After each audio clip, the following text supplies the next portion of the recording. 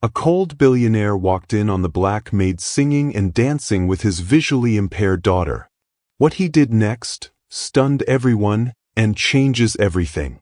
The sound of laughter echoing through the marble halls of his Fifth Avenue penthouse stopped Theodore Blackwood dead in his tracks, because his daughter hadn't laughed in 3 years, not since the accident that took her sight and her mother in one devastating night.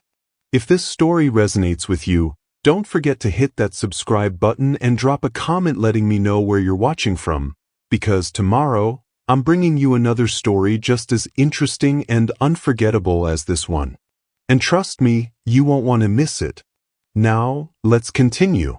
The elevator climbed past the 40th floor of the Blackwood Tower, carrying Theodore Blackwood toward another evening he'd rather avoid. At 52, he'd mastered the art of emotional distance, boardroom negotiations, hostile takeovers, and crushing competitors required ice in his veins. But walking through the mahogany doors of his penthouse every night? That demanded something he'd lost 3 years ago, the ability to face his daughter's darkness. Snow dusted the floor-to-ceiling windows overlooking Central Park as Theodore loosened his Italian silk tie. The penthouse stretched before him like a museum, pristine, cold, and silent. Exactly how he preferred it. His assistant's voice still echoed in his ears. "Sir, the new caregiver starts tomorrow. I've reviewed her credentials extensively. 6 caregivers in 8 months. None lasted longer than a few weeks with Isabella. His 12-year-old daughter had perfected the art of driving away anyone who tried to penetrate the wall she'd built around herself. Theodore understood that wall. He'd built one too, brick by brick, contract by contract, until feeling nothing seemed easier than feeling everything. The grandfather clock in the foyer chimed 7 times. Isabella would be in her room, probably sitting by her window, fingers tracing patterns only she could see. He should check on her. He should ask about her day, her tutoring session, her physical therapy. Instead, he poured himself 3 fingers of bourbon and reviewed quarterly reports until the numbers blurred together. What kind of father chooses spreadsheets over his own child? The question haunted him nightly, but the answer remained the same. A father who couldn't bear to see his failures reflected in his daughter's unseeing eyes. 3 miles away in Washington Heights, Zara Williams balanced her phone between her shoulder and ear while folding her 7-year-old son's laundry. "Marcus, baby, I need you to be good for Mrs. Rodriguez tonight, okay? Mama's starting a new job tomorrow." "Is it another rich family?" Marcus asked, his gap-toothed grin disappearing as he looked up from his coloring book. "It's just work, sweetheart." Zara smoothed his hair, her heart clenching at the worry in his young eyes. At 28, she'd worked for enough wealthy families to know the pattern. They wanted her invisible, efficient, and emotionally detached from their children. But after losing her husband in Afghanistan 2 years ago, emotional detachment felt impossible when it came to kids. The job posting had been specific, seeking experienced caregiver for 12-year-old girl with visual impairment. Must maintain professional boundaries. Discretion essential. Exceptional compensation for the right candidate. Zara had almost skipped past it. The Blackwood name carried weight in New York. Everyone knew about the tech mogul's family tragedy.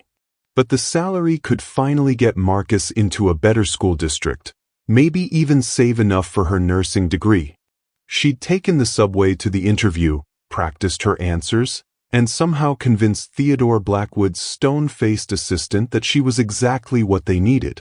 Now, staring at her reflection in the bathroom mirror, Zara wondered if she'd made a mistake. Her last employer had let her go after catching her teaching their lonely daughter to braid friendship bracelets. "We don't pay you to be her friend," the mother had said coldly. "Professional boundaries." The words felt like a straitjacket around her heart. "Mama, will you sing the happy song before you go?" Marcus called from his bed. Zara's throat tightened. Her grandmother had taught her that music was medicine, that songs could heal what words couldn't touch. Growing up in her grandmother's house in Harlem, every meal had been served with melodies, every bad day cured with rhythm. Even during the darkest months after losing Jerome, music had been her lifeline. "Of course, baby." She settled beside Marcus, her voice soft but strong as she began the gospel hymn her grandmother had sung to her, "This little light of mine, I'm gonna let it shine." Tomorrow she'd enter a world where her light might not be welcome.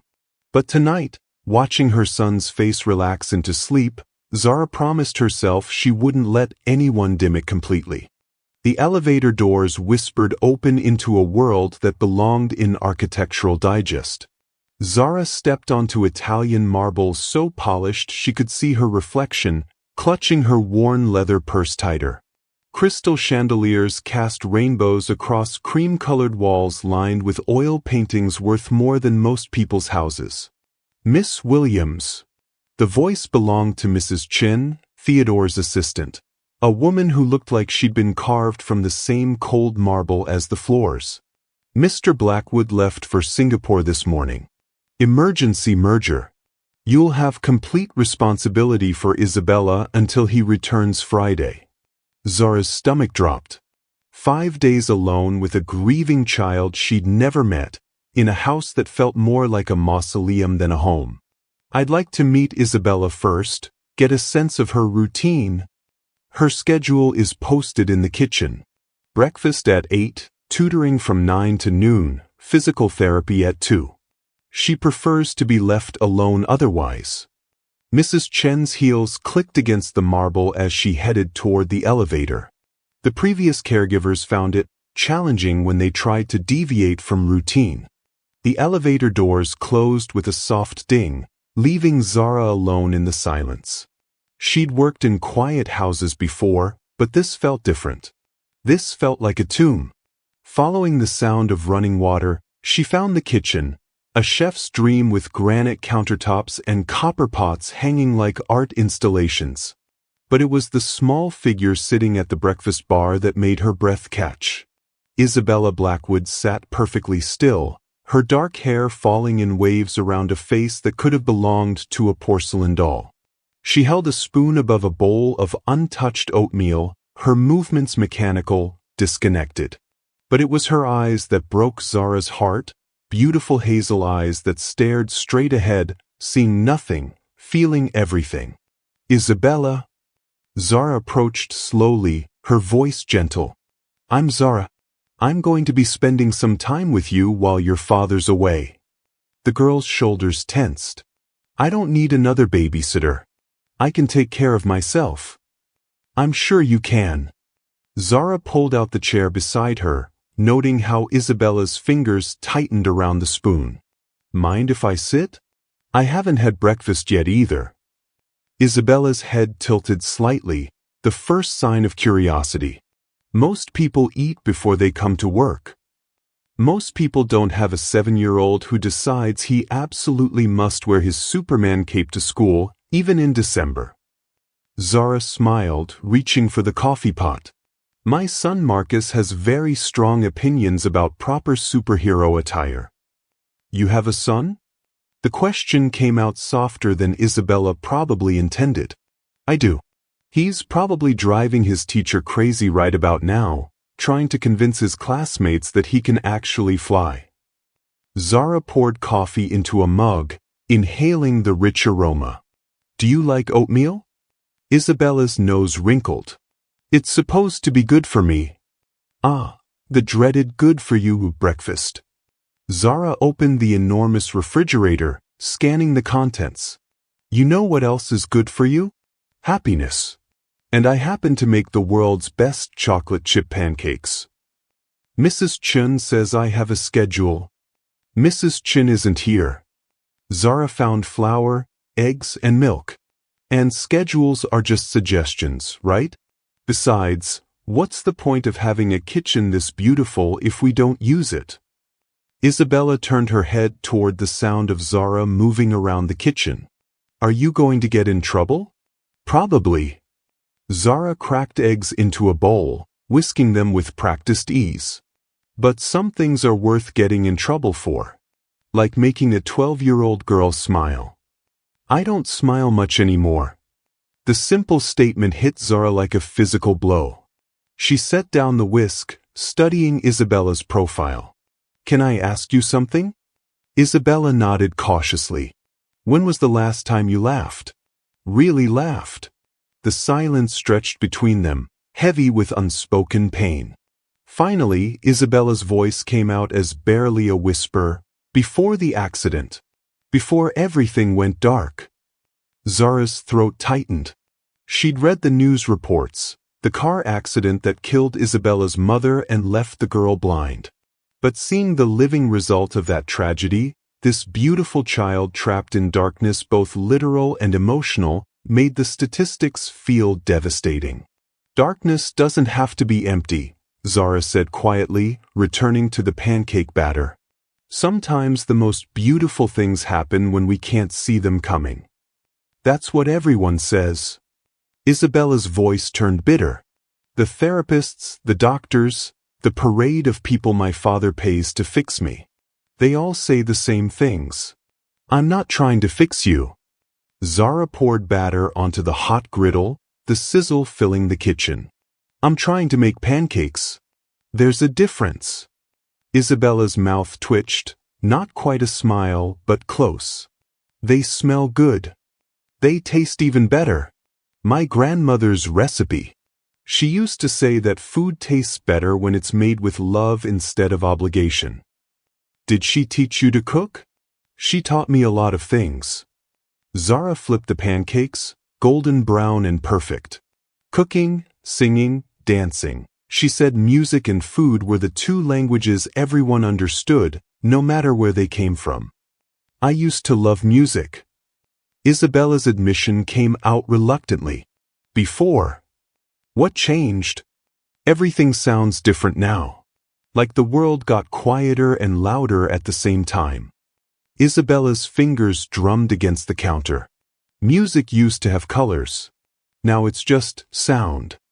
Zara slid a plate of pancakes in front of Isabella, then gently guided her hand to the fork. Maybe it's not about the colors you used to see. Maybe it's about the feelings you can still feel. Isabella took a bite, her eyes widening. These are really good. Told you. Zara settled beside her with her own plate. My grandmother always said the secret ingredient was joy. Can't make good pancakes if you're not happy to be making them. Are you happy to be here? The question caught Zara off guard. In this cold, beautiful house with its grieving inhabitant, happiness felt like a foreign concept. But looking at Isabella, really looking at her, Zara realized something had shifted. The girl's shoulders had relaxed. Her death grip on the fork had loosened. For the first time since she'd arrived, Isabella looked less like a broken doll and more like what she actually was. A 12-year-old girl who'd forgotten how to be young. Yeah, Zara said, surprised by the truth in her voice. I think I am. Isabella smiled then. A real smile that transformed her entire face. And in that moment, as morning light streamed through the penthouse windows and the taste of chocolate chip pancakes lingered in the air, something began to heal. Neither of them noticed the security camera in the corner of the kitchen, silently recording everything. The physical therapist's voice carried down the hallway like a drill sergeant's bark. Isabella, we need to focus. Your father is paying good money for these sessions. Zara paused outside the home gym, her hands full of fresh laundry. Through the cracked door, she could see Isabella on a balance beam, her face a mask of concentration and barely contained frustration. The therapist, a stern woman named Dr. Patterson, stood with her arms crossed, radiating disapproval. I can't feel where my feet are supposed to go, Isabella said, her voice tight with suppressed tears. That's exactly why we practice. Again. Isabella stepped forward, wobbled, and caught herself on the rail. Her jaw clenched so hard Zara could see the muscles working. Again, Dr. Patterson repeated. I need a break. You need to build strength and confidence. Your father specifically requested. My father requested a lot of things. Isabella's voice cracked. That doesn't mean I have to like them. Zara knocked softly and entered. Sorry to interrupt. Isabella, I brought your favorite sweater up from the wash. Dr. Patterson's eyes narrowed. We're in the middle of a session. Of course. Zara set the sweater on a nearby chair, but made no move to leave. Isabella, how are you feeling? You look tired. I'm fine, Isabella lied, her knuckles white where she gripped the rail. She's exactly where she needs to be, Dr. Patterson said firmly. These exercises are crucial for her development of spatial awareness and… She's 12, Zara interrupted gently. Maybe what she needs is a few minutes to breathe. The tension in the room could have been cut with a knife. Dr. Patterson's face flushed red. I don't think you understand the importance of maintaining Isabella's therapeutic schedule. Her father was very clear about… Her father isn't here, Zara said, her voice still calm but carrying an edge. And I'm looking at a child who's been pushed past her limit. Isabella's head turned toward Zara's voice, something like hope flickering across her features. Miss Williams, I've been Isabella's therapist for 2 years. I know what's best for her. Do you? Zara moved closer to Isabella, close enough to see the tremor in her hands. Because what I see is a little girl who's been told what she needs so many times she's forgotten what she wants. What I want doesn't matter, Isabella whispered. The words hit Zara like a physical blow. She knelt beside the balance beam, bringing herself to Isabella's eye level. What you want is the only thing that matters. Dr. Patterson stepped forward. This is highly inappropriate. You're undermining Isabella's treatment, and I'll be reporting this to Mr. Blackwood immediately. Go ahead, Zara said without taking her eyes off Isabella. Tell him his daughter is exhausted and needs someone to listen to her instead of just talking at her. Isabella's breath came in short gasps. I want to get down. I want to get down right now. Then get down, sweetheart. She needs to complete the session, Dr. Patterson insisted. She needs to feel like she has some control over her own body, Zara countered, helping Isabella step down from the beam. When was the last time anyone asked you what you wanted to do, Isabella? Isabella's face crumpled. I don't remember. Dr. Patterson packed her equipment with sharp, angry movements. This is exactly why the previous caregivers didn't work out. You people always think you know better than the professionals. You people. The words hung in the air like a slap. Zara's spine straightened, but her voice remained steady. I think Isabella knows her own body better than anyone. Her father will hear about this. Dr. Patterson headed for the door, then paused. And Miss Williams? I'd be very careful about overstepping your boundaries. This family has very specific expectations about appropriate behavior from the staff. The door slammed behind her, leaving Zara and Isabella alone in the sudden silence. I'm sorry, Isabella whispered. I'm sorry she was mean to you. You have nothing to apologize for. Zara sat on the floor beside Isabella, who had curled up in a chair. How do you feel? Scared. Isabella's voice was barely audible. What if she tells my father? What if he fires you? Then he fires me. Zara reached out, then paused. Can I touch your hand? Isabella nodded, and Zara gently took her small fingers in her own. But I won't apologize for standing up for you. Ever. No one ever does that. Isabella's voice cracked. Everyone just agrees with whatever he says. Whatever the doctors say. Whatever's best for me. What would be best for you right now? Isabella was quiet for a long moment. I want to go to my room. I want to listen to music. Real music, not the stupid meditation sounds Dr. Patterson plays. Then that's what we'll do. They made their way to Isabella's room. A space that felt more like a luxury hotel suite than a child's bedroom. Everything was perfectly arranged, perfectly safe, perfectly sterile. The only personal touch was a framed photo on the nightstand. Isabella and a woman who must have been her mother, both laughing at something outside the frame. "She was beautiful," Zara said softly.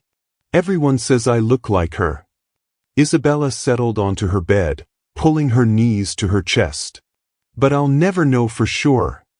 Zara's heart ached for this child who'd lost so much. "What kind of music do you want to hear?" "I don't know. Something that doesn't sound like therapy." Zara pulled out her phone, scrolling through her playlists. "How about some old school soul? My grandmother always said Aretha Franklin could cure anything." The opening notes of "Natural Woman" filled the room, and Isabella's entire body seemed to relax. She leaned back against her pillows, a small smile playing at her lips. "It's beautiful," she whispered. "Music always is." Zara sat on the edge of the bed. "Want to tell me what you're thinking about?" "I'm thinking about how different everything feels when you're here." Isabella's voice was thoughtful. "Like maybe I'm not as broken as everyone thinks." "You're not broken at all. Dr. Patterson thinks I am. My father thinks I am. They all think if they just fix me enough, I'll be normal again." "Normal is overrated," Zara said firmly. "You're not supposed to be normal. You're supposed to be you." Isabella turned toward her, unseeing eyes bright with unshed tears. "What if I don't remember who that is? Then we'll figure it out together." They sat in comfortable silence as Aretha's voice washed over them. For the first time since arriving at the penthouse, Zara felt like she was exactly where she was supposed to be. But she also knew that Dr. Patterson's threat wasn't empty. By the time Theodore Blackwood returned from Singapore, there would be a detailed report waiting for him about his new caregiver's inappropriate behavior. The question was, would he listen to the professional who'd been treating his daughter for 2 years, or would he see what Zara saw, a child who needed love more than she needed fixing? As if reading her thoughts, Isabella's voice cut through the music. "He's going to fire you, isn't he?" Zara looked at this brave, beautiful girl who'd already lost so much. "I don't know, sweetheart. But whatever happens, I want you to remember something. You deserve to be heard. You deserve to have your feelings matter. Don't let anyone convince you otherwise." Isabella nodded, but her face had already begun to close off again, preparing for another loss. And Zara realized that in trying to protect this child, she might have just guaranteed that Isabella would lose the first person in years who'd truly listened to her. The security camera in the corner continued its silent recording, capturing every word, every gesture, every moment of connection that would soon be used as evidence against them both. The blizzard hit New York like a freight train, dumping 18 inches of snow in 12 hours and grinding the city to a halt. Zara stood at the kitchen window, watching the wind whip ice crystals against the glass while her phone buzzed with increasingly frantic messages. All subway lines suspended indefinitely. "Mrs. Rodriguez can't get to Marcus, apartment building snowed in. City declares state of emergency." Her hands shook as she dialed Marcus's number. He answered on the first ring, his 7-year-old voice tight with worry. "Mama? Mrs. Rodriguez says you can't come home today." "I know, baby. The snow is too deep for the trains to run." Zara pressed her forehead against the cool glass. "But you're safe and I'm safe, and that's what matters." "When will you come home?" "As soon as the storm stops, I promise." She could hear Mrs. Rodriguez's voice in the background, speaking rapid Spanish to someone else. Then Marcus was back on the line. "Mama, Mrs. Rodriguez's son says maybe tomorrow night, maybe the day after. The whole city is stuck." Zara's chest tightened. She'd never spent a night away from Marcus since Jerome died. The idea of being trapped in this marble fortress while her son needed her felt like suffocation. "Miss Williams?" Isabella's voice came from the doorway, tentative and small. Is everything okay? Zara turned, quickly wiping her eyes. Just some weather complications, sweetheart. Nothing to worry about. But Isabella's expression sharpened with the intuition of a child who'd learned to read emotions through voice and body language. You're scared. I can hear it. I'm concerned about my son. He's stuck at the babysitter's and I can't get to him. You have a son? Isabella moved closer, navigating the kitchen with practiced ease. How old is he? 7. His name is Marcus. Zara's voice softened despite her anxiety. He's probably scared too. We've never been apart overnight since his father died. Isabella's face crumpled with understanding. I'm sorry. I know what it feels like to be scared and alone. Before Zara could respond, the intercom crackled to life. Theodore's voice filled the kitchen, sharp and commanding even through the static. Miss Williams, please come to my office immediately. Zara's stomach dropped. Dr. Patterson had made good on her threat. What does he want? Isabella whispered. I think I'm about to find out. Theodore's home office was a monument to success, awards, photographs with world leaders, original artwork worth more than most people's homes. But today, it felt like a courtroom. He sat behind his massive desk, Dr. Patterson's report spread before him like evidence in a trial. Please sit, he said without looking up. Zara remained standing. If this is about yesterday's therapy session, I can explain. Can you? Theodore's eyes finally met hers, cold and assessing. Because Dr. Patterson's report paints a very clear picture of insubordination and unprofessional conduct. Your daughter was exhausted and overwhelmed. She needed to complete her prescribed therapy. Theodore's voice cut through hers like ice. Dr. Patterson has been working with Isabella for 2 years. She knows what's best for my daughter's development. With respect, sir, Isabella knows what's best for Isabella.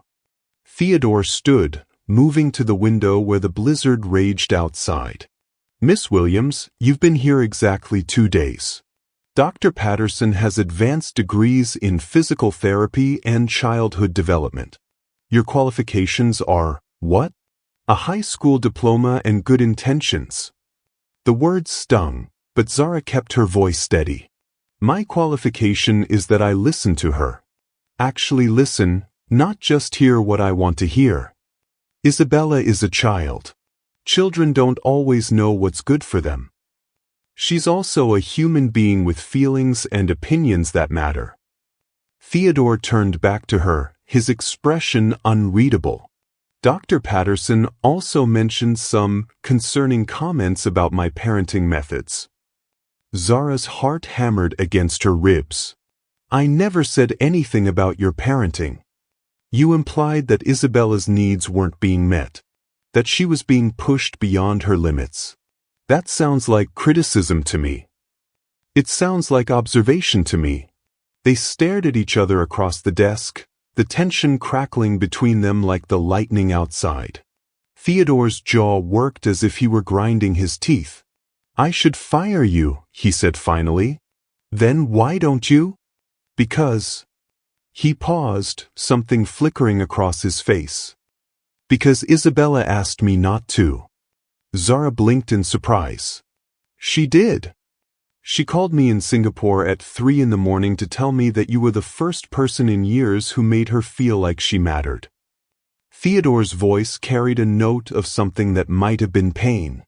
Do you have any idea how that made me feel? I imagine it was complicated. It was devastating. He sat back down, suddenly looking older than his 52 years. My daughter had to call me halfway around the world to tell me that a stranger was giving her what I should have been giving her all along. The admission hung between them like a bridge neither was sure they wanted to cross. Mr. Blackwood. Theodore. If you're going to be trapped in my house for the next day or two, we might as well dispense with formalities. Zara studied his face, seeing past the cold mask to something raw and vulnerable underneath. Why didn't you fire me? Because I'm tired of being the villain in my daughter's story. He rubbed his temples. And because she's right. You do listen to her. I've been watching the security footage. Heat flooded Zara's cheeks. You've been watching us? I watch everything that happens in this house. It's how I keep her safe. Theodore's voice turned defensive. But what I saw yesterday, she was more animated in one afternoon with you than she's been in months with me. She's a wonderful child. She just needs. She needs what I can't give her. The words came out like a confession. I don't know how to be around her anymore. Everything I do reminds her of what she's lost.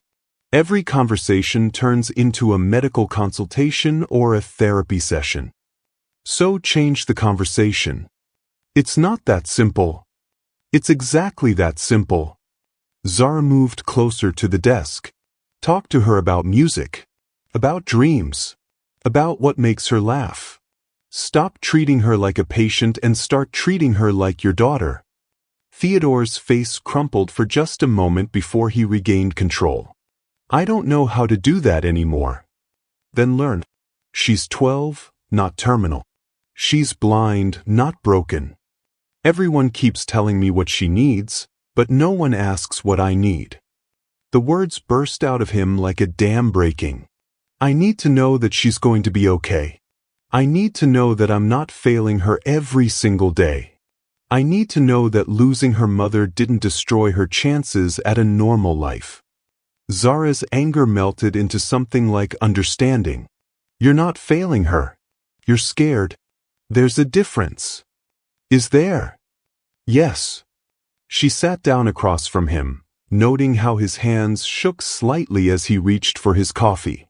But she's scared too. And she needs her father to be brave enough to let her feel what she feels without trying to fix it. Theodore was quiet for a long moment. Outside, the storm continued its assault on the city, trapping them all in this moment of brutal honesty. Dr. Patterson wants me to let you go, he said finally. What do you want? I want my daughter to be happy. I want her to feel like she matters. I want. He paused, his voice dropping to barely above a whisper. I want to know how to be her father again. Then maybe we can help each other figure that out. Before Theodore could respond, the lights flickered and went out. Emergency lighting kicked in, casting everything in an eerie red glow. The building's intercom system crackled to life with the doorman's voice. Mr. Blackwood, we've lost main power. Backup generators are running, but we may need to conserve energy. The storm has knocked out power to half of Manhattan. In the sudden dimness, Theodore looked smaller, more human. Miss Williams, Zara, I have a confession to make. What's that? I've been avoiding Isabella not because I don't love her, but because I love her too much. Every time I look at her, I see her mother. Every time she struggles, I feel like I'm failing them both. Zara's throat tightened. She sees her mother in you too. But she needs to see her father as well. I don't know how to be both.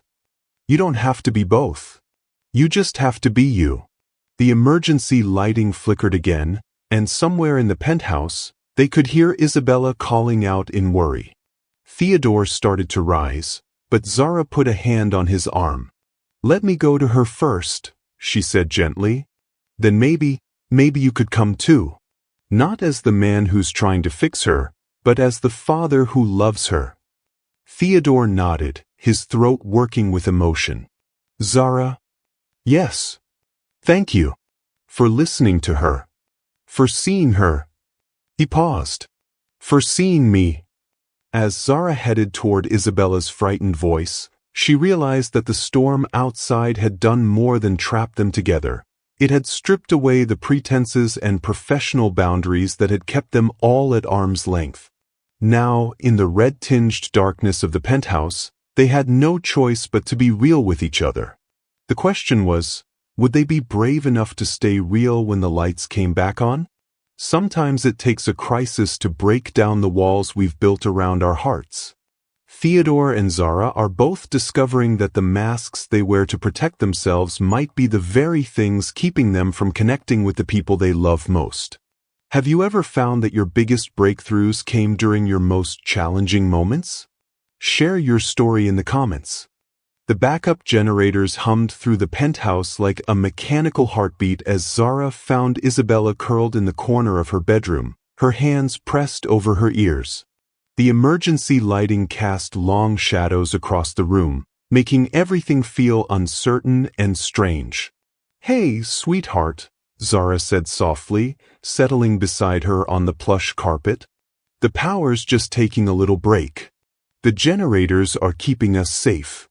"I hate when things change suddenly," Isabella whispered, her voice muffled by her hands. "It reminds me of that night." Zara's heart clenched. "What night, honey?"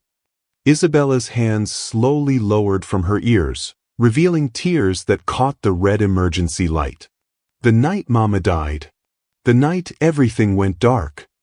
Before Zara could respond, Theodore's voice came from the doorway, unusually gentle. "Isabella? Are you all right?" Isabella's head turned toward her father's voice, and Zara saw something shift in the girl's expression, a flicker of hope mixed with caution. "Daddy? You came." "Of course I came." Theodore moved into the room, his usual commanding presence softened by the dim lighting. "I heard you were scared." "I'm always scared when the lights go out," Isabella admitted, her voice barely above a whisper. "It makes me remember." Theodore knelt beside them, his expensive suit forgotten as he reached out tentatively to touch his daughter's hand. "Remember what, sweetheart? The accident. The way everything went quiet and then dark forever." Zara watched Theodore's face crumple with pain. She'd wondered about the details of what happened, but seeing the raw grief in both their faces made her realize she was witnessing something sacred, a wound that had never properly healed. "Tell me about that night," Theodore said, his voice barely steady. "Tell me what you remember." Isabella's small hand found her father's, gripping it tightly. "We were driving home from my piano recital. Mama was so happy because I played Moonlight Sonata without any mistakes. She kept saying how proud she was, how proud you'd be when you got back from London." Theodore's breath caught. "You remember that?" "I remember everything about that night." Isabella's voice grew stronger, as if telling the story was releasing something she'd held inside for too long.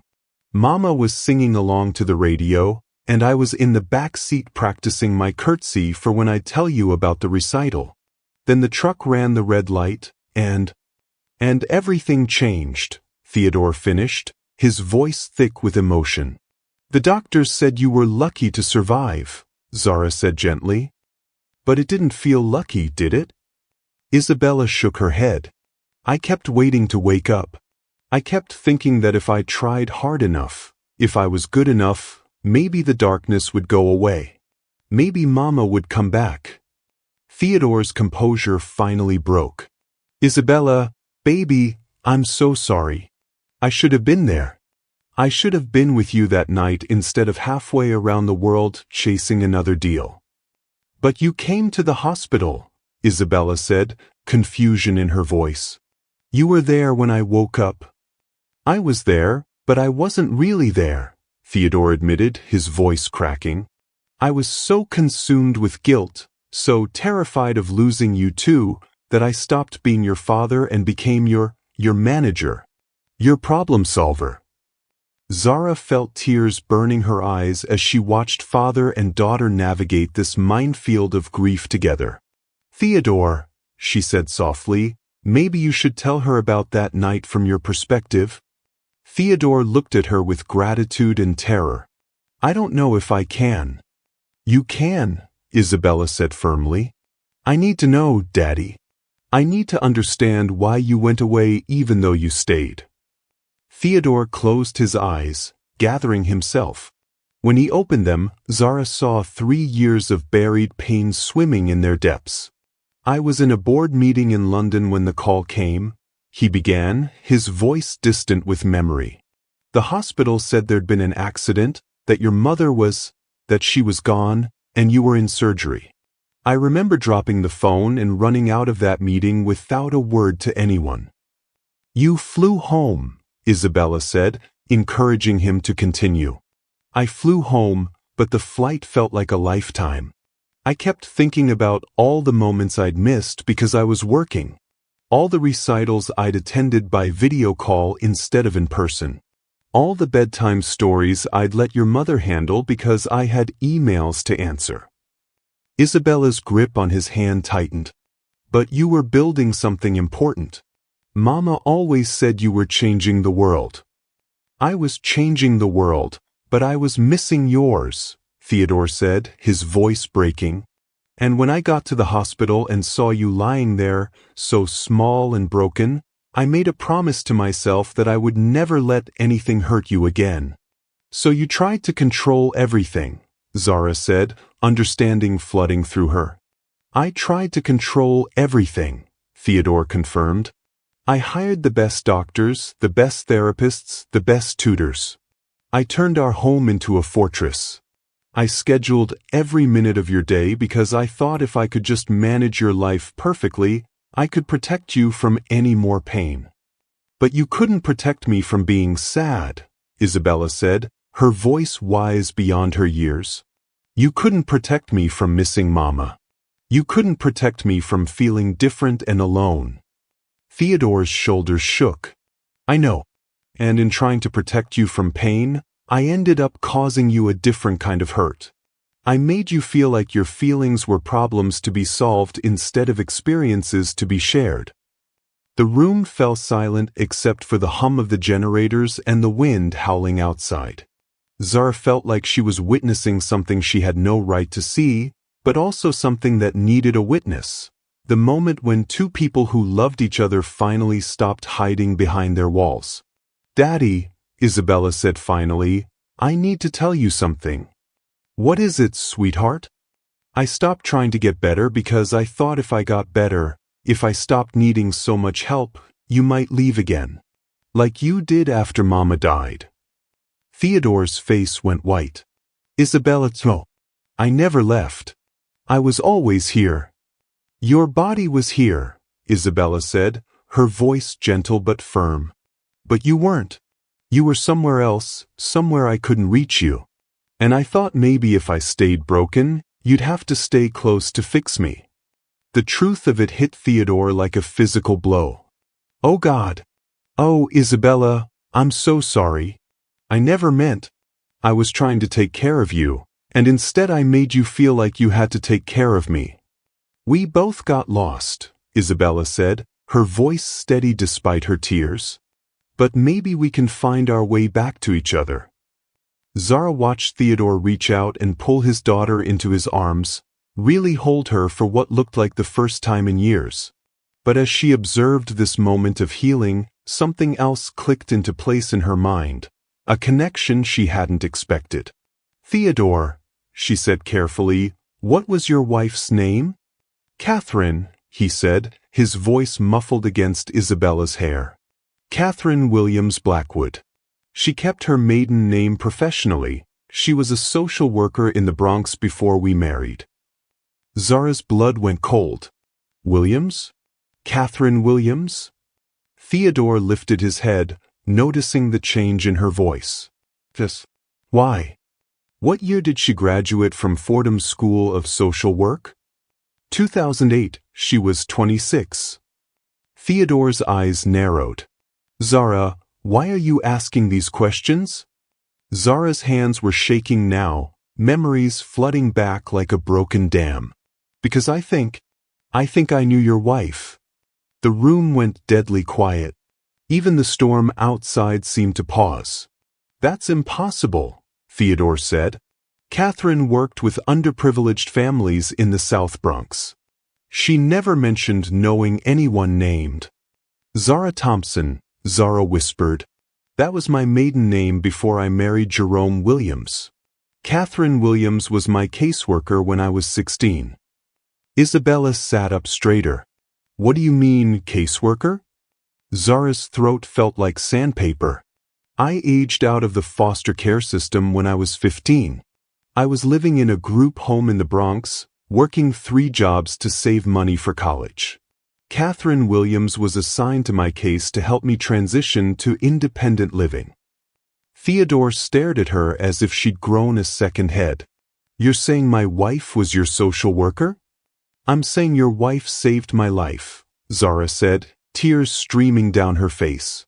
She helped me get my GED, apply for financial aid, find safe housing. She came to my high school graduation when I had no one else there. She what? Theodore's voice was barely a whisper. She gave me a scholarship. A private scholarship she'd set up for kids aging out of foster care. She paid for my first year of community college out of her own pocket. The silence that followed was deafening. Theodore's face had gone through several emotions: shock, disbelief, and something that might have been recognition. The scholarship was called the Second Chances Foundation, Zara continued. She made me promise to pay it forward someday, to help other kids who needed a second chance. Mama had a scholarship foundation? Isabella asked, wonder in her voice. She never told me about helping individual kids, Theodore said, his voice strange. She mentioned the foundation, but she said it was confidential. She said the recipients needed privacy to rebuild their lives. She was protecting me, Zara realized. She knew that if people found out a billionaire's wife was personally mentoring foster kids, it might make us targets or make us feel like charity cases. But why didn't she tell me about you specifically? Theodore asked, still trying to process. Because she knew I was pregnant, Zara said, her voice breaking. She knew I was 18 and scared and that the father was deploying to Afghanistan. She helped me figure out how to finish school and raise Marcus on my own. Marcus, Theodore repeated. Your son. Catherine was the one who suggested his name, Zara said through her tears. She said it meant warrior, and that any child of mine would need to be strong. Isabella reached out and found Zara's hand. Mama helped raise Marcus? She visited us in the hospital after he was born. She brought gifts, clothes, books, a savings account she'd opened for his college fund. She said every child deserved to know they were valued, even if they came into the world during difficult circumstances. Theodore's face was a map of conflicting emotions. She never told me she was so personally involved with her clients. She wasn't supposed to be, Zara admitted. But Catherine couldn't help herself. She saw kids who needed someone to believe in them, and she became that someone. That sounds like Catherine, Theodore said, a sad smile crossing his face. She was always bringing home stray cats and people who needed help. I used to tease her about having a savior complex. She didn't just save me, Zara said. She taught me that family isn't just about blood, it's about showing up for people when they need you most. Is that why you're so good with Isabella? Theodore asked. Because Catherine taught you how to see what kids really need? Catherine taught me that sometimes the most powerful thing you can do for someone is simply witness their pain without trying to fix it, Zara said. She taught me that healing happens in relationship, not in isolation. Isabella was quiet for a long moment, processing this revelation. So Mama sent you to us? She said finally. What do you mean? Zara asked. Mama always said she'd find a way to take care of us, even after she was gone. And now you're here, taking care of me the way she took care of you. Theodore's breath caught. Catherine used to say that, he whispered. She used to say that love finds a way to continue itself even after we're gone. She was right, Zara said. She planted seeds in my life that grew into the ability to care for other people. And now those seeds are helping me care for her daughter. But there's more, Theodore said suddenly, his executive mind putting pieces together. If Catherine was your caseworker, then she would have had to document her contact with you. There would be records, photos. There are, Zara said. I have them at home. Pictures of her at my graduation, copies of the scholarship paperwork, even a few letters she wrote me when I was struggling through my first semester. I need to see them, Theodore said urgently. I need to see that part of her life that she kept private. Why? Theodore's voice broke completely. Because I've been living with the guilt that I didn't know her as well as I should have. I've been torturing myself with the idea that I was too focused on work to see who she really was. But if she was out there changing lives like yours, if she was building a legacy of love that I never even knew about, then you'll know that she saw you clearly too, Zara finished. She saw a man who was working to build something meaningful, and she loved you for it. She never told me I was working too much, Theodore said, wonder in his voice. She never made me feel guilty for traveling or for the long hours. Because she knew you were both building something, Zara said. She was building a foundation for vulnerable kids, and you were building a company that would fund that foundation for generations. Isabella wiped her eyes. Mama and Daddy were a team even when they were apart. They were, Zara agreed. And Catherine's love didn't die with her. It's still here in Isabella, in the scholarship recipients, in the way she taught me to see people's hearts instead of their circumstances.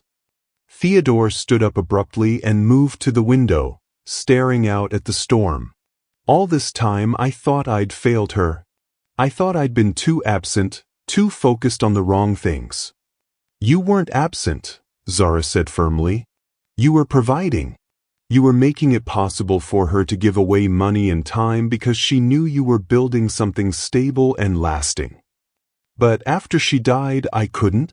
I couldn't figure out how to be both, Theodore said. I couldn't be the provider and the nurturer. You don't have to be both, Zara said, moving to stand beside him. You just have to be you. Catherine didn't fall in love with you because you were perfect. She fell in love with you because you were passionate about making a difference. But I stopped making a difference, Theodore said. I stopped everything except trying to keep Isabella safe. Safe isn't the same as happy, Isabella said from across the room. Mama wouldn't want me to be just safe. She'd want me to be brave. Theodore turned back to his daughter, seeing her clearly for the first time in years. You're right. She would want you to be brave. She would want you to sing and dance and take risks and make mistakes and live. Like I was doing with Zara yesterday, Isabella said, a smile breaking through her tears. Like you were doing with Zara yesterday, Theodore agreed. And I almost fired her for it. But you didn't, Zara said. Because somewhere inside, you knew Catherine would have approved. Catherine would have loved you, Theodore said, his voice full of certainty. She would have loved that you're here, that you're helping Isabella find her joy again. She would have loved that you're finally ready to find yours too, Zara replied. Outside, the storm continued to rage, but inside the penthouse, something had shifted. The secrets that had been keeping them apart were now the very things binding them together. They were no longer three separate people trapped by circumstances. They were a family connected by love, loss, and the enduring power of Catherine's legacy. Daddy, Isabella said softly. Yes, sweetheart. Can we look at the pictures of Mama and Zara tomorrow? I want to see the part of her life I never knew about. We'll look at them together, Theodore promised. All of us. As the three of them settled back onto the carpet, something had fundamentally changed. They weren't just weathering the storm anymore. They were finding their way back to each other through it. Morning light streamed through the floor-to-ceiling windows of the penthouse, transforming the space that had felt like a mausoleum into something warmer, more alive. Theodore sat at the dining table, not his usual spot at the head, but in the middle, with Isabella on one side and Zara on the other. Between them lay a collection of photographs, letters, and documents that painted a picture of Catherine Williams Blackwood they'd never seen before. "Look at this one," Isabella said, her fingers tracing the edges of a photograph Zara had brought from her apartment in Washington Heights. "Tell me what you see." Zara smiled, studying the image of a 27-year-old Catherine standing beside an 18-year-old version of herself outside Fordham University. "Your mama is wearing that blue dress she loved, the one with the tiny flowers. She's got her arm around my shoulders, and we're both grinning like we've just conquered the world. That was my graduation day from the program," Zara continued, her voice soft with memory. "I'd just gotten my certificate in early childhood development. Catherine insisted on taking me to lunch at this fancy restaurant in Manhattan afterward. I was so nervous about the cloth napkins and multiple forks." Theodore picked up another photo, Catherine at what looked like a community center, surrounded by a group of teenagers. "She never told me about this place." "The Bronx Youth Foundation," Zara explained. "She volunteered there every Saturday morning. She'd help kids with college applications, job interview practice, life skills. She said Saturday mornings were for planting seeds." "Saturday mornings," Theodore repeated, his voice distant. "She always said she had errands to run on Saturday mornings. I never questioned it." "She was protecting that space," Zara said gently. "Not because she was ashamed of it, but because she knew those kids needed to feel special, not like they were just another charitable cause for a wealthy family." Isabella picked up a letter written in Catherine's careful handwriting. "What does this one say?" Zara took the letter, recognizing it immediately. "This is from when Marcus was 6 months old. I was struggling with postpartum depression, and your mama wrote to remind me that asking for help wasn't weakness, it was wisdom." She cleared her throat and began reading. "Dear Zara, I know these days feel endless and impossible. I know you're questioning every decision and wondering if you're strong enough to be the mother Marcus needs. But I want you to remember something. The fact that you're worried about being a good mother is proof that you already are one. The best parents are the ones who care enough to doubt themselves." Theodore's eyes filled with tears. That sounds exactly like something she'd say. "There's more," Zara continued reading. "I see so much of myself in you, that fierce determination to prove you can handle everything alone. But love multiplies when it's shared, and strength grows when it's supported. Let people help you not because you need rescuing, but because community is how we heal." "Community is how we heal," Isabella repeated thoughtfully. "That's what we're doing right now, isn't it?" "What do you mean, sweetheart?" Theodore asked. "We're not just 3 people anymore," Isabella said, her voice gaining confidence. "We're a family that Mama helped create.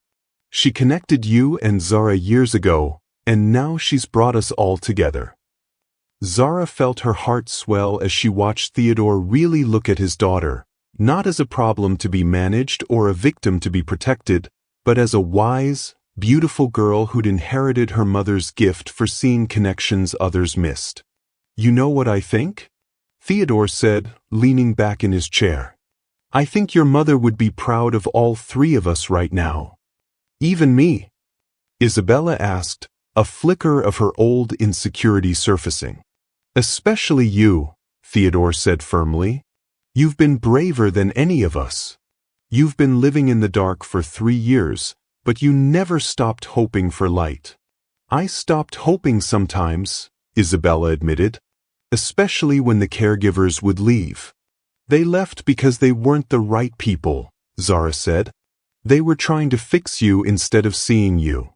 "But you see me," Isabella said, reaching for Zara's hand. "You see all of me, the sad parts and the happy parts and the parts that are still figuring out how to exist in the world." Theodore watched this exchange with something that felt like awe. "Zara, can I ask you something?" "Of course." "Why did you stay?" After that first day when Isabella was so resistant, after I was so cold and unwelcoming, why didn't you just find another job? Zara was quiet for a moment, considering her answer. Because I recognized something in both of you that I'd seen in myself. You were both drowning in your own ways, but you were drowning separately. And I knew from my own experience that healing doesn't happen in isolation. What do you mean? Isabella asked. When I was in foster care, I learned to survive by not needing anyone. I thought independence meant never being vulnerable. But your mama taught me that real strength comes from being willing to be seen, even when you're scared or broken or imperfect. She taught you that people could be trusted, Theodore said, understanding dawning in his voice. She taught me that love isn't something you earn through perfection, Zara corrected. It's something you receive by being brave enough to be yourself. Isabella tilted her head. Is that why you started singing with me? Because you knew I needed to be seen. I started singing with you because you reminded me of myself at 18, scared and alone and convinced that if I made myself small enough, maybe the world wouldn't hurt me anymore. But the world did hurt you, Theodore said. You lost your husband, you've struggled financially, you've had to work multiple jobs to survive. The world hurt me, Zara agreed. But it also gave me Marcus, and it gave me the tools to help other people. Your wife planted seeds in my life that grew into the ability to recognize when someone needs what I once needed. And what did you need? Isabella asked. I needed someone to believe that my joy mattered, Zara said simply. I needed someone to see past my circumstances to my heart. Theodore stood up and walked to the window, not to avoid the conversation this time, but to process the magnitude of what was happening. Catherine was building a legacy I never even knew about. She was building a legacy with you, Zara said. Your success made her generosity possible. Your love gave her the confidence to take risks with vulnerable kids. But I wasn't present enough, Theodore said, turning back to face them. I missed too much. You were present for what mattered most, Isabella said, her voice steady. You were present for Mama. You made her happy. And when she died, you made sure I was safe. Safe isn't enough, Theodore said. I see that now. Safe was the beginning, Zara said. It was the foundation. But now we get to build something beautiful on top of it. Theodore returned to the table, his expression thoughtful. I've been thinking about what you said yesterday about Marcus being in school. What about it? I'd like to meet him, Theodore said. I'd like to meet the little boy Catherine helped bring into the world. Zara's eyes widened.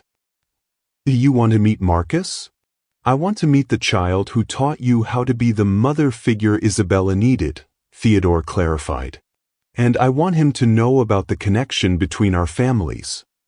He's 7, Zara said carefully. He might not understand all the complexities. Children understand love, Isabella said. They understand when people care about them. That's what matters. Speaking of which, Theodore said, his voice taking on a different tone, I need to ask you both something, and I need you to be honest with me. What is it? Zara asked. Where do we go from here? Theodore said, because I can't go back to the way things were.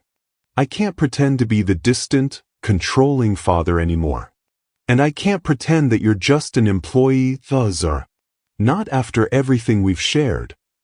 The room fell silent as all three of them contemplated the weight of that question.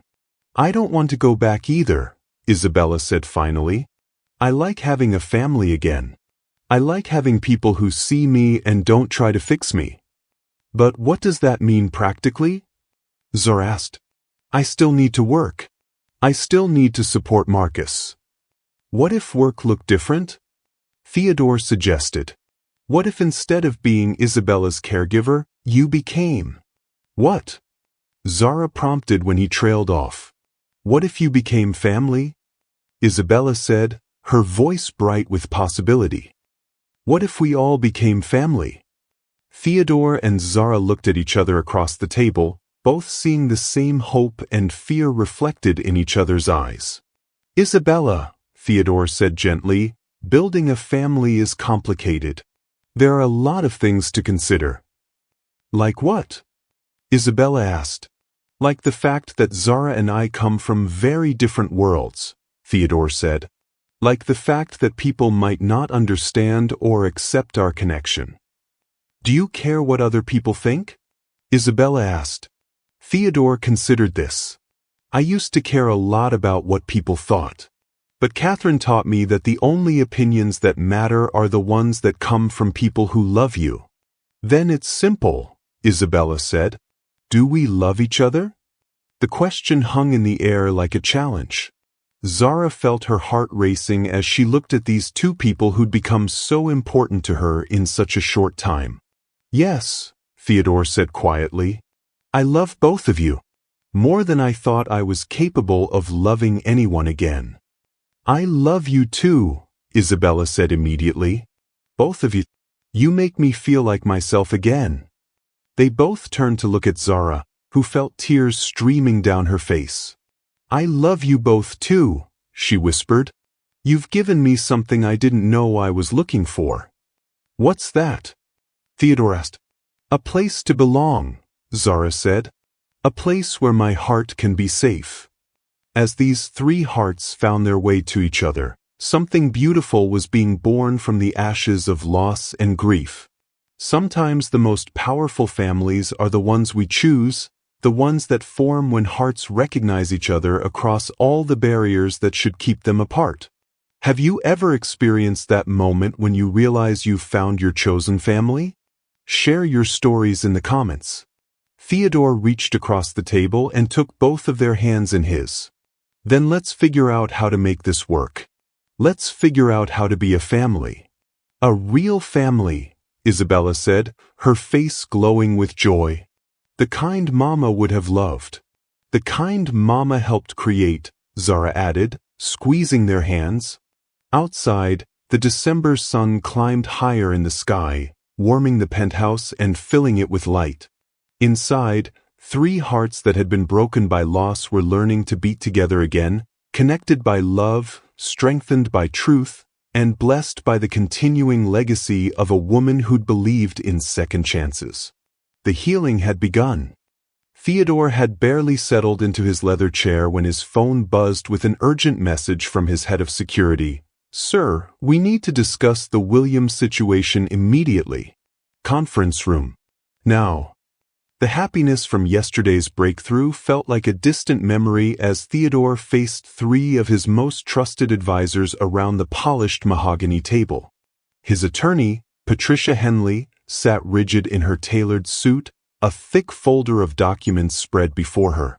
Security Chief Daniel Cross looked grim, his usual professional demeanor tinged with something that looked like disappointment. And his longtime business partner, Vincent Castellano, drummed his fingers impatiently on the table. Theodore, we have a problem, Patricia began without preamble. A serious one. What kind of problem? Theodore asked, though the ice forming in his stomach suggested he already knew. Vincent leaned forward. The kind that could destroy everything you've built. The kind that makes headlines and ruins reputations. Daniel opened a laptop and turned it toward Theodore. We've been monitoring social media activity related to your family since the incident with the photographers last year. Yesterday, someone posted this. The screen showed a photograph taken through the penthouse windows, a telephoto shot of Theodore, Isabella, and Zara sitting around the dining table, holding hands, surrounded by Catherine's photos and letters. The caption read, Billionaire Theodore Blackwood's secret affair with his daughter's black maid exposed. Is this why Catherine really died? Theodore's blood turned to ice. How did they get this photo? Building across the street, Daniel explained. Paparazzi have been camping there for weeks, waiting for something like this. Something like what? Theodore's voice was dangerously quiet. Patricia pulled out a tablet and began reading. The story broke on 3 gossip blogs this morning. They're calling it the Blackwood Scandal. The narrative is that you've been having an inappropriate relationship with your employee, that you're exploiting a vulnerable woman, and that your wife discovered the affair before her death. That's completely false, Theodore said through gritted teeth. Catherine and Zara were friends. Catherine died in a car accident. Truth doesn't matter, Vincent said harshly. Perception matters. And right now, the perception is that you're a predator who's taking advantage of a grieving widow. Daniel pulled up another screen. It gets worse. They've dug into Zara's background. They're painting her as a gold digger who targeted your family specifically because of Catherine's connection to her. Theodore felt his chest tighten. What kind of information? Everything, Patricia said grimly. Her financial struggles, her husband's death, her previous employment with wealthy families. They're spinning it as a calculated campaign to infiltrate your household. They have photos of her apartment building, Daniel added. They're contrasting her living situation with your penthouse, suggesting she's using Isabella to get to your fortune. And Isabella? Theodore asked, dreading the answer. They're calling her a pawn, Vincent said bluntly. A disabled child being manipulated by a scheming caregiver and her emotionally compromised father. The room fell silent as Theodore processed the magnitude of what was happening. Everything beautiful they'd built over the past few days was being twisted into something ugly and predatory. The board is meeting tomorrow, Patricia continued. Emergency session.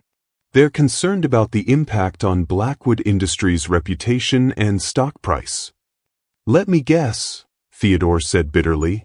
They want me to fire Zara and issue a statement denying any inappropriate relationship. They want you to do more than that, Vincent said. They want you to publicly distance yourself from her, suggest she overstepped professional boundaries, and possibly pursue legal action to protect the company.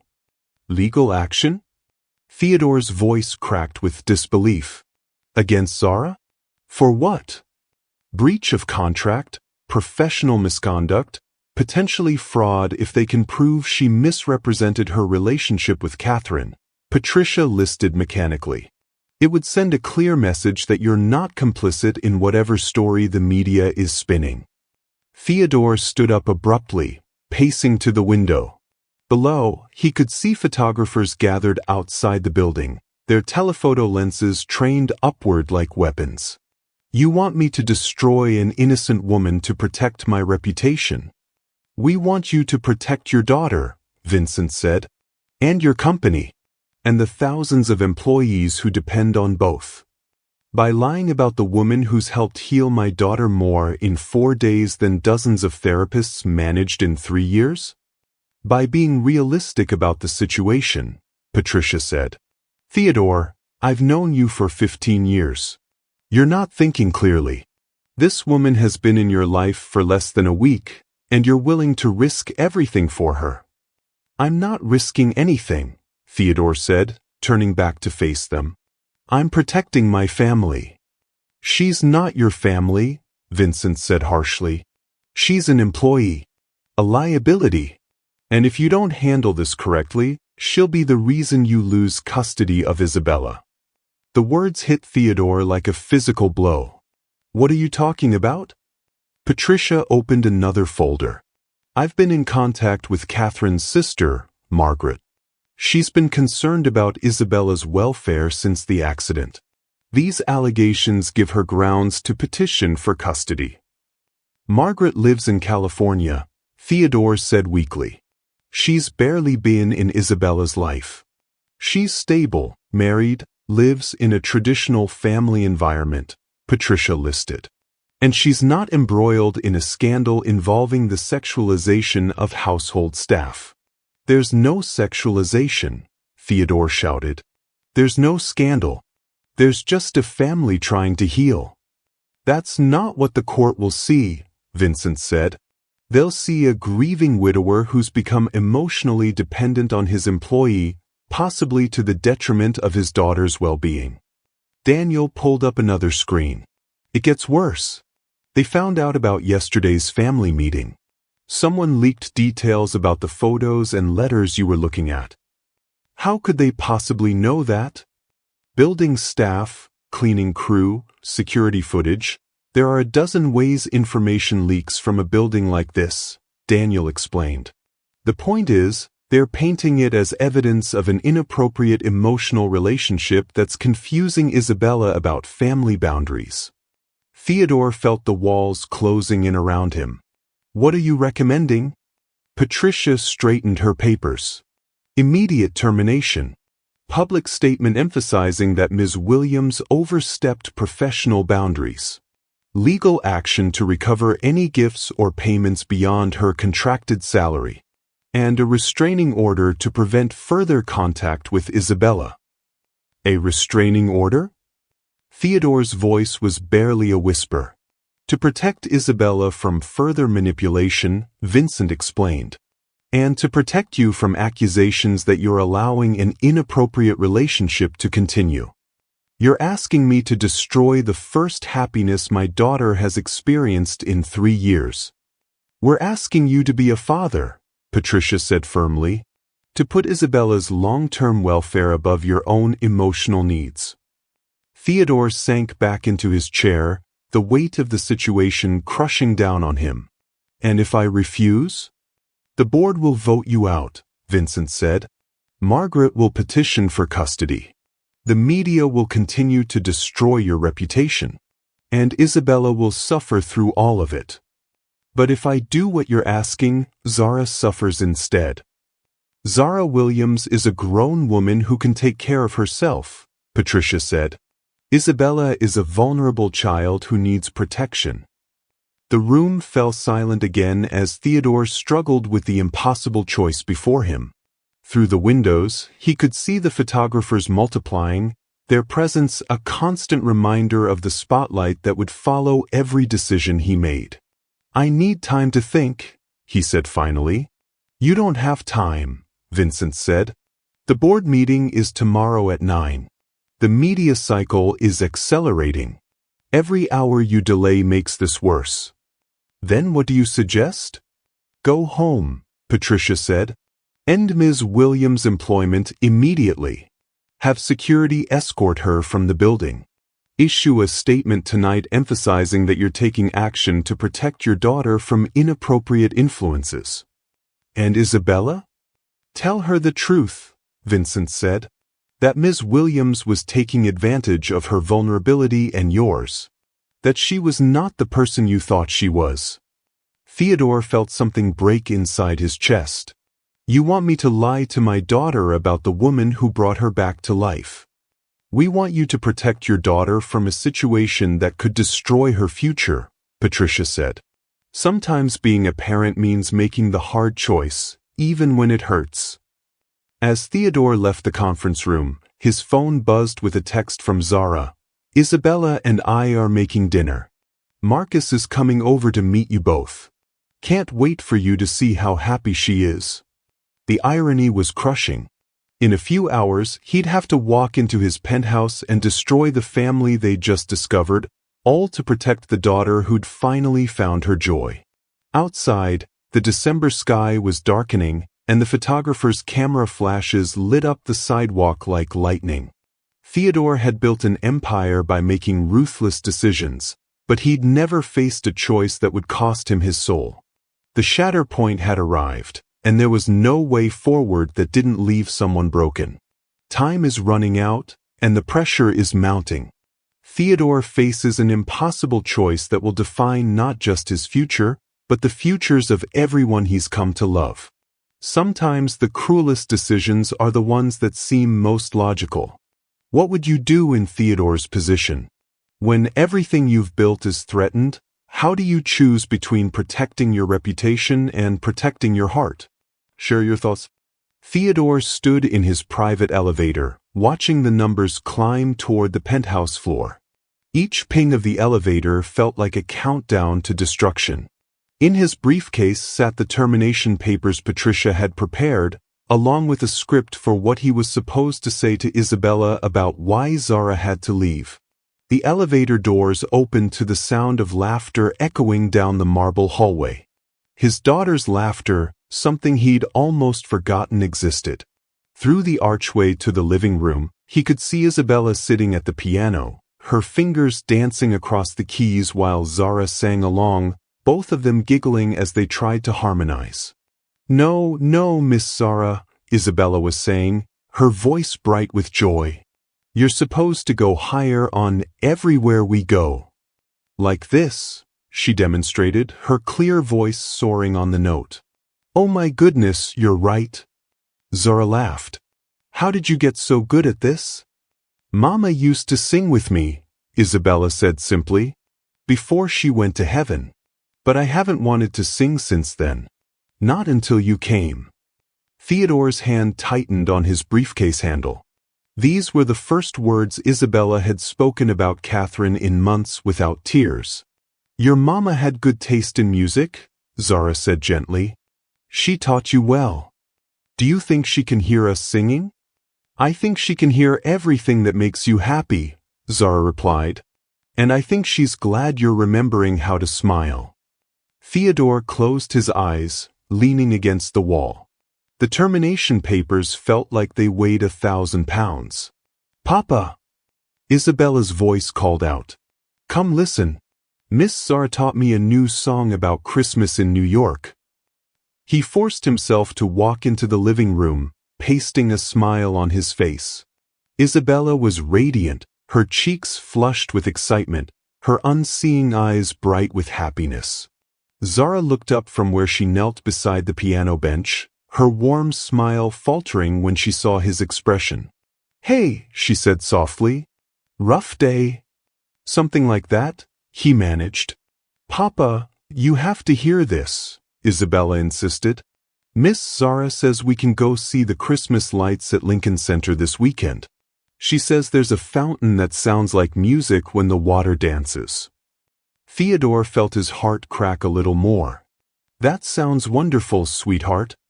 "And Marcus is coming for dinner," Isabella continued. "Miss Zara says he makes the best cornbread in all of Manhattan. Can we ask him to teach me the recipe?" "We'll see," Theodore said, the words tasting like ash in his mouth. Zara stood up, studying his face with growing concern. "Isabella, why don't you go wash your hands for dinner?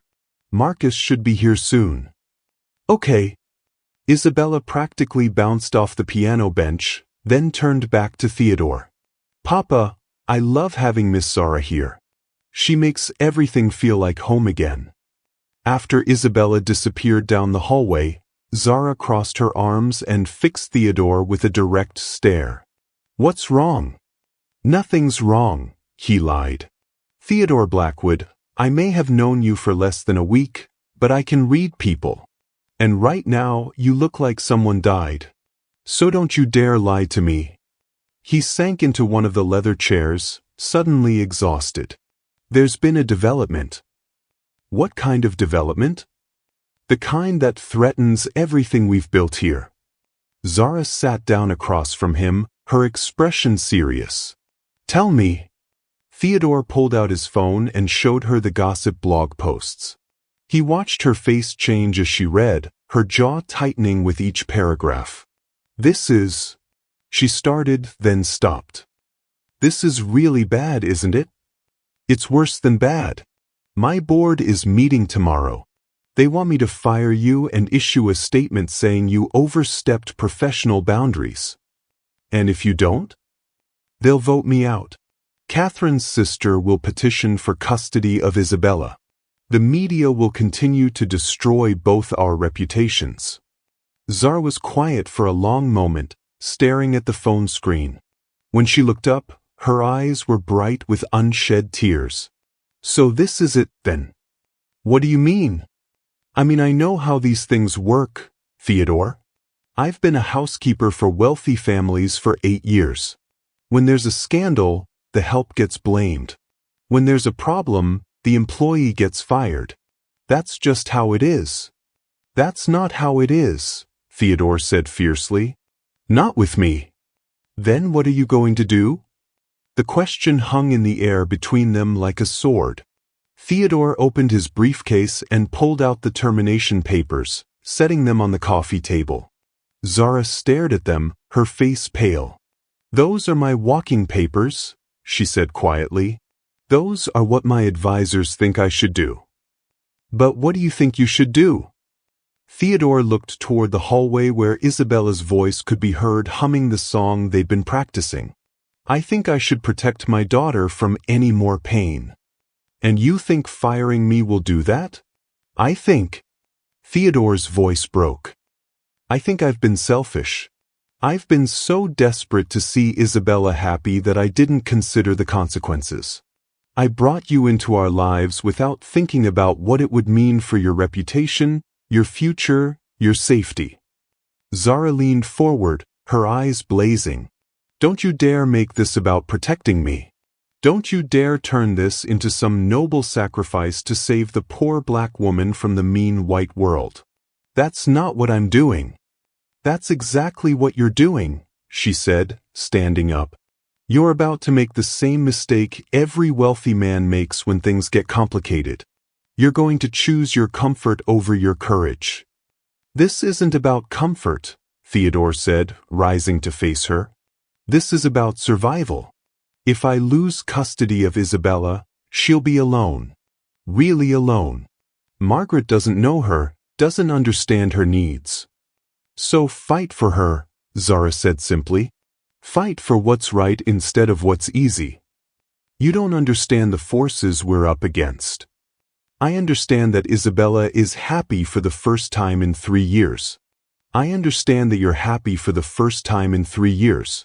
I understand that sometimes the most important battles are the ones everyone tells you not to fight." Theodore felt tears pricking his eyes. "And what if we lose everything?" "Then we lose everything together," Zara said, stepping closer. "But at least we'll have fought for something real." The sound of the elevator opening interrupted them. Marcus's voice called out, "Hello? Hope I'm not interrupting anything important." Isabella's footsteps came racing down the hallway. "Marcus! You made it! Papa, come meet Marcus." Theodore and Zara stared at each other, the termination papers lying between them like a challenge. In the distance, Isabella was chattering excitedly about the song she'd learned, her voice full of life and joy. "I need to make a choice," Theodore said quietly. "Yes," Zara agreed. "You do. If I choose you, choose us, I might lose everything I've built. If you choose your reputation over your heart, you'll lose everything that matters." Marcus appeared in the doorway, Isabella's hand in his. "Everything okay in here? Y'all look like you're having a serious conversation." "We are," Theodore said, never taking his eyes off Zara. "We're deciding what kind of family we want to be." Isabella tilted her head, her expression concerned. "Are you and Miss Zara fighting, Papa?" "No, sweetheart," Theodore said softly. "We're figuring out how to fight for each other." He reached for the termination papers, held them for a moment, then tore them in half. The sound was sharp and final in the quiet room. "I choose love," he said, his voice steady for the first time all day. "I choose truth. I choose the family we found together, no matter what it costs." Zara's face crumpled with relief, tears streaming down her cheeks. "Are you sure?" "I've never been more sure of anything in my life." Isabella clapped her hands together. "Does this mean Miss Zara gets to stay?" "It means we're all going to stay together," Theodore said, kneeling down to gather his daughter into his arms. "No matter what happens next." As Zara and Marcus joined their embrace, Theodore felt something shift inside him, the last wall around his heart finally crumbling. Tomorrow would bring its own battles, but tonight they were a family. And some things were worth fighting for, no matter the cost. The choice had been made. Now came the consequences and the fight of their lives. The die is cast, and Theodore has chosen love over fear. But the real battle is just beginning. When you choose your heart over your reputation, the world has a way of testing just how strong that choice really is. Theodore walked into the emergency board meeting with his head held high and his heart steady. The same mahogany table that had felt like a tribunal yesterday now seemed like just another piece of furniture. He'd spent the night holding Isabella as she slept, listening to her peaceful breathing, knowing he'd made the right choice. The 12 board members sat in their expensive suits, their faces ranging from concerned to openly hostile. Patricia Henley shuffled papers nervously while Vincent Castellano avoided eye contact entirely. At the head of the table sat board chairman Harold Westbrook, a man who'd been Theodore's mentor 20 years ago and now looked like he was preparing to execute a former protege. "Theodore," Harold began, his voice heavy with disappointment. "I assume you've seen the morning headlines." "I have," Theodore replied, taking his seat. The newspapers spread across the table screamed variations of the same story: Blackwood's scandal deepens, and billionaire's inappropriate relationship exposed. "The stock price has dropped 12% since yesterday," reported CFO Janet Morrison. "Our clients are asking questions. 3 major investors have requested meetings to discuss their concerns. And Catherine's sister has filed an emergency petition for custody," added Patricia. "The hearing is scheduled for next week." Theodore nodded calmly. "I expected as much." "You expected?" Harold's voice cracked with incredulity. "Theodore, do you understand what's happening here? Everything you've built, everything your father built, is at risk." "I understand perfectly," Theodore said, "which is why I've made my decision." Vincent finally looked up. "Please tell me you've come to your senses." "I have," Theodore said, standing up. "I've come to understand that some things matter more than stock prices and board approval." The room fell silent. Harold leaned forward. "What are you saying?" "I'm saying that yesterday, I almost made the biggest mistake of my life. I almost sacrificed the happiness of my daughter and the woman I love for the approval of people who don't know what real family looks like." "The woman you love?" Janet Morrison gasped. "Theodore, you've known her for less than a week." "I've known her long enough to see her make my daughter smile for the first time in 3 years. I've known her long enough to watch her bring music back into our home. I've known her long enough to realize that love doesn't follow corporate timelines." Harold's face was grave. "You're making an emotional decision that will have practical consequences." "I'm making a decision based on what matters most," Theodore corrected. "And what matters most is Isabella's happiness and well-being. Which is exactly why you need to end this inappropriate relationship," Patricia interjected. "For Isabella's sake." Theodore pulled out his phone and showed them a video he'd taken that morning. On the screen, Isabella sat at the piano with Zara, both of them singing Amazing Grace in perfect harmony. Isabella's face was radiant, her voice clear and strong. "This is my daughter," Theodore said quietly. "This is what she looks like when she's truly happy.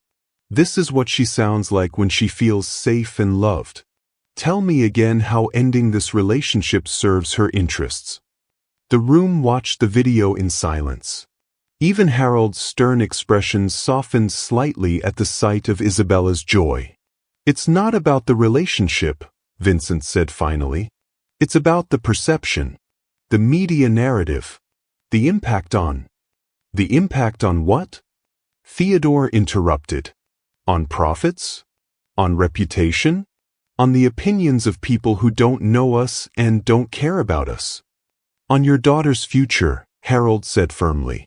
"On her ability to navigate the world without being defined by this scandal. Her future is bright because she's learning to be happy again," Theodore said. "Her future is secure because she's surrounded by people who love her unconditionally. Everything else is just noise." He walked to the window, looking down at the street where photographers still clustered like vultures. I've spent 3 years trying to buy Isabella's happiness. The best therapists, the most expensive treatments, the finest tutors. None of it worked. And then a woman making $12 an hour accomplished what millions of dollars couldn't. Because she's taking advantage of a vulnerable child, Patricia said desperately. Because she sees Isabella as a person, not a problem to be solved, Theodore replied. Because she understands that healing comes from connection, not isolation. Janet Morrison cleared her throat. Theodore, we understand you're emotionally invested in this situation. But you have responsibilities beyond your personal feelings. You have shareholders, employees, a legacy to protect. And I have a daughter to raise, Theodore said, turning back to face them. A daughter who deserves to grow up in a home filled with love, not fear. Harold stood up slowly. What exactly are you proposing? I'm proposing that you do what you feel you need to do, and I'll do what I know is right. You're willing to risk everything? I'm willing to risk everything that doesn't matter to protect everything that does. The board members exchanged glances. Harold's voice was heavy when he spoke. Theodore, you're forcing our hand. I'm not forcing anything. I'm making a choice. You're free to make yours. Vincent leaned forward. If you continue this relationship, we'll have no choice but to call for a vote of no confidence. Then call it, Theodore said simply. The room erupted in surprised murmurs. Harold raised his hand for silence. You're willing to give up control of Blackwood Industries? I'm willing to give up control of a company to maintain control of my family, Theodore replied. My father built this business to provide for his family. If it's now threatening to destroy my family, then it's lost its purpose. Patricia's voice was almost pleading. Theodore, please reconsider. Once we vote, there's no going back. There's no going back anyway, Theodore said. I've already made my choice. The question is whether you'll make yours based on fear or on trust. Harold looked around the table, reading the faces of the other board members. All in favor of calling for a vote of no confidence in Theodore Blackwood as CEO of Blackwood Industries? 8 hands rose slowly. Harold's remained down, along with 3 others. The motion passes, Harold said quietly.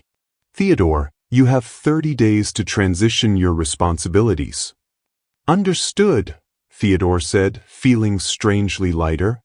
I'll have my resignation letter on your desk by end of business today. As he walked toward the door, Janet Morrison called out, Theodore, what will you do now? He paused, his hand on the doorknob. I'm going to go home to my family. I'm going to help my daughter practice piano. I'm going to learn how to make cornbread from a man who's become like a father to me. And I'm going to figure out how to love someone the way she deserves to be loved. Theodore walked into his home to find Zara and Isabella in the kitchen, flour everywhere, both of them laughing as they tried to follow Marcus's cornbread recipe over video call. No, Miss Isabella, Marcus was saying from the laptop screen. You fold the batter, you don't beat it to death. Papa! Isabella called out, her face dusted with flour. We're making a mess, but Marcus says that's the best part. Zara looked up from the mixing bowl, her expression anxious. How did it go? I'm no longer the CEO of Blackwood Industries, Theodore said, loosening his tie. The kitchen fell silent. Even Marcus stopped talking on the video call. Oh, Theodore, Zara whispered. I'm so sorry. Don't be, he said, walking over to kiss her forehead. I've never felt more free in my life. But your company, your legacy. My legacy is right here, Theodore said, pulling Isabella into a hug. My legacy is raising a daughter who knows she's loved, who knows she's worthy, who knows that family isn't about blood or money, it's about showing up for each other. Isabella hugged him back tightly. Papa, are we going to be okay? We're going to be more than okay, sweetheart. We're going to be happy. Marcus cleared his throat from the laptop. Well, I hate to interrupt this beautiful moment, but y'all still got cornbread to finish. And Theodore, son, you better roll up your sleeves because this family cooks together. Christmas Eve found them in Zara's small apartment, surrounded by her neighbors who'd become like family. Theodore sat on the worn couch, Isabella curled up against his side, both of them listening to Zara sing with the community choir that had gathered in the living room. The contrast couldn't have been more stark, from the marble and crystal of the penthouse to the warm, crowded apartment where laughter echoed off the walls and love filled every corner. Theodore had never been happier. "Papa," Isabella whispered, "I like it here." "Me too, sweetheart." It feels like Mama's stories about when she was little. About how family isn't about how big your house is, but how big your heart is. Theodore felt tears prick his eyes. Your mama was a smart woman. She would have loved Miss Zara, Isabella said confidently. And she would have loved Marcus. And Mrs. Rodriguez next door who makes the best tamales. And everyone here who makes us feel like we belong. As if on cue, Zara's voice soared on the final note of Silent Night, and the room erupted in applause and cheers. She looked over at Theodore and Isabella, her eyes bright with joy, and mouthed, "I love you." Theodore mouthed back, "I love you too." Later, after the neighbors had gone home and Isabella had fallen asleep on the couch, Theodore and Zara sat on the small balcony, looking out over the lights of Harlem. "Are you sure about this?" Zara asked quietly. "About giving up everything you built?" "I didn't give up everything," Theodore said, taking her hand. "I gave up the things that were keeping me from everything that mattered." "But your penthouse, your company, your whole life." "My life is right here," Theodore said, bringing her hand to his lips. "My life is Isabella laughing with Marcus over video calls. My life is watching you teach her that music can heal anything. My life is learning that love doesn't come with price tags or board meetings." Zara leaned against his shoulder. "What happens now?" "Now we figure it out together," Theodore said. "I have enough saved to buy a house in a good neighborhood. Maybe somewhere with a yard where Isabella can play, and a piano room where you two can make music. Maybe somewhere close to Marcus so he can teach us all how to cook. And work. I've had 3 job offers since the news broke," Theodore said with a smile. "Apparently, some people think a CEO who chooses family over profit might be worth hiring." "And the custody hearing?" Theodore's expression grew serious. "That's next week.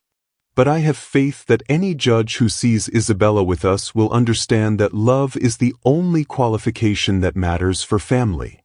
The custody hearing had ended 2 days ago with Margaret tearfully withdrawing her petition after spending an hour with Isabella, Zara, and Theodore together. "I can see she's loved," she told the judge. "That's all Catherine would have wanted." Now they stood in the living room of their new home, a beautiful brownstone with a music room and a yard where Isabella could safely explore, watching the ball drop on television. 5 minutes until the new year, Zara announced, pulling Theodore and Isabella into a dance around the living room. "I can't believe how much has changed," Isabella said, spinning in a circle. "A year ago I was sad all the time. Now I'm happy all the time." "Not all the time," Theodore said, laughing. "You were pretty upset when Marcus burned the mac and cheese last week." "That was a tragedy," Isabella said solemnly, making them all laugh. As the countdown began, Theodore pulled both his girls close. "Whatever happens in this new year, we face it together." "Together," Zara agreed, her voice thick with emotion. "Together," Isabella echoed. "Happy New Year." The room filled with cheers and kisses and laughter.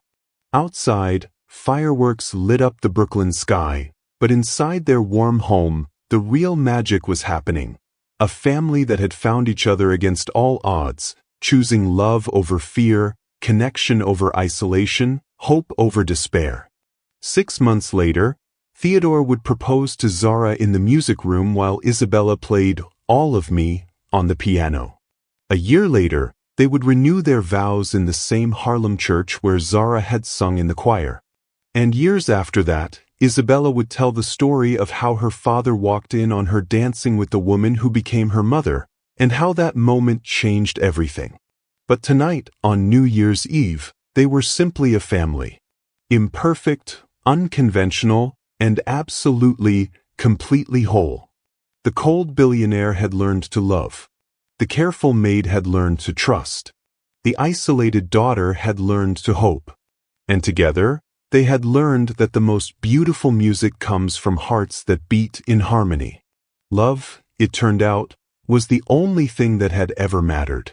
And there it is, proof that sometimes the most impossible love stories are the ones that change everything. When Theodore walked in on Zara and Isabella dancing, he found more than just joy in his daughter's life. He found his own heart, his own family, his own happily ever after. Thank you for watching this story to the end. If you enjoyed this story, you will surely love the next one. It's as interesting as you can ever imagine. So do check it out. Click on the image showing on your screen right now to watch the next one.